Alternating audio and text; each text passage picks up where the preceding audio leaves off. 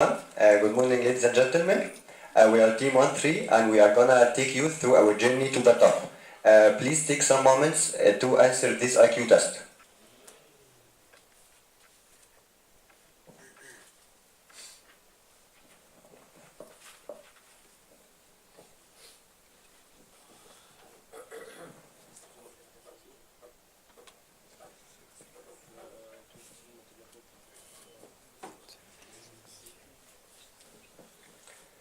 So, was it a difficult question or not?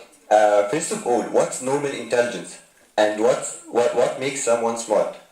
For many years, intelligence had been measured at an intellectual level in people by scores, by IGCSE scores or IQ tests. But we should all know that these are limited ways to know how someone smart is.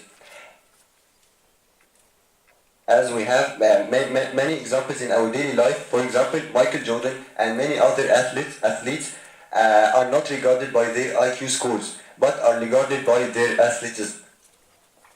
Moreover, Kim Peek, who always scored below average in IQ tests,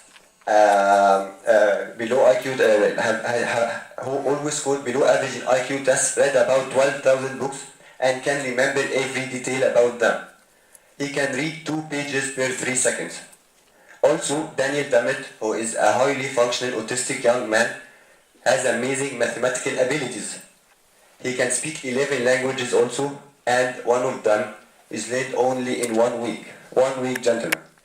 So, we arrive to 3 main conclusions. First of all, intelligence is a property of all human beings, and it's a dimension on which we act on to accomplish a specific goal. And these were the basis for the fascinating book Frames of Mind, written by Howard Gardner. Howard Gardner was a Harvard University researcher who questioned himself about the idea of measuring children's intelligence by only IQ tests. He arrived to the theory of multiple intelligences mainly to help children and educationalists in their education, but this theory proved that it was effective for all age groups in many dimensions of life. Gardner's theory was that everyone has 8 types of intelligences, and everyone is smarter than the other in some sort of a way. These 8 types of intelligences, also known as smarts, are as follows. And then? First, the nature smart. Nature smart kids are characterized by having really strong connection between them and the nature surrounding them. They really enjoy outdoor activities, and of course they are really interested in animals and the plants. They can notice patterns and make deductions from nature really easily, and of course eventually they will become in the future scientists.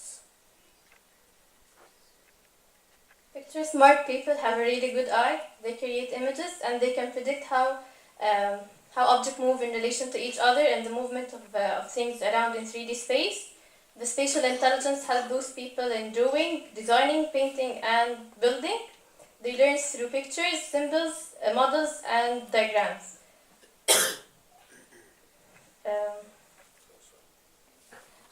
They actually be architects, engineers, photographers, and airplane pilots. On a daily basis, salesmen try to contact us and convince us to buy their products. They are known for being people smart. This kind of intelligence is known for the people who has this kind of intelligence can really understand others. They can really enjoy socializing and working with others. They are able to make others feel comfortable or not.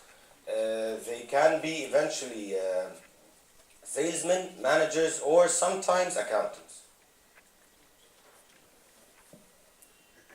People who like being alone, thinking and mediating are called self-smart people. They have interpersonal intelligence, self-esteem, and self-confidence. It's all about the deep the deep understanding of the self, like strengths, weakness, what makes someone unique, and how to predict someone's reactions and emotions. They learn by making connection between who they are and what they are learning. They know themselves well, and they tune with their emotions and abilities of goals, like therapists and psychologists. Logic smart. People who have this kind of intelligence are really known for being good with numbers. Extremely good, like a mathematician called John Nash. They also have the ability to analyze problems, solve puzzles, and make connections between the ideas. They will eventually become mathematicians or technicians. If you know anyone who is able to hear, appreciate, mimic, and create different types of music and rhythms, he actually has music intelligence. The music smart people are able to follow a story or a lecture without the need of visual aids, and they learn the best by presenting the information through music or sound effects, and that usually suits musicians, singers, and dancers. Athletes really can control all their body movements and specific muscles. That's why they are body smart. This kind of intelligence excels in performing sports and physical activities. And they love working in groups, and they love learning by doing. Also, they can be not only athletes, they can be dancers and sometimes actors. Wayne Rooney is a famous English player. Some of you may know him. He didn't have 8 O-levels, he didn't enter college, yet now he is one of the best strikers in the UK and the world, and he also earns about 20,000 euros per month. The word smart people use language very powerfully. They like reading and writing.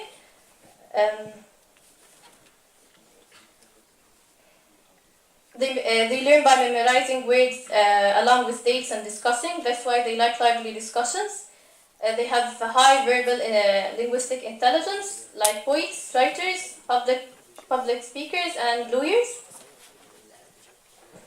So it's important for you to know how to learn the best, so you can study effectively.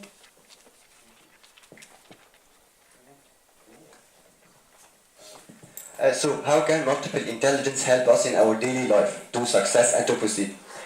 We usually watch television and see Oprah Winfrey, Dr. Magdi Yaqub, or even Lionel Messi, and we say, oh, why am I not in the place of him? Actually, you can, but if you try.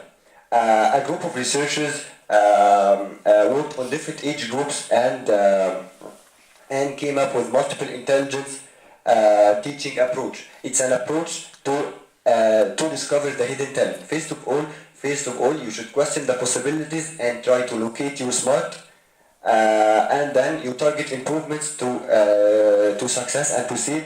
And expecting qualities, you should expect results, and then more resources where you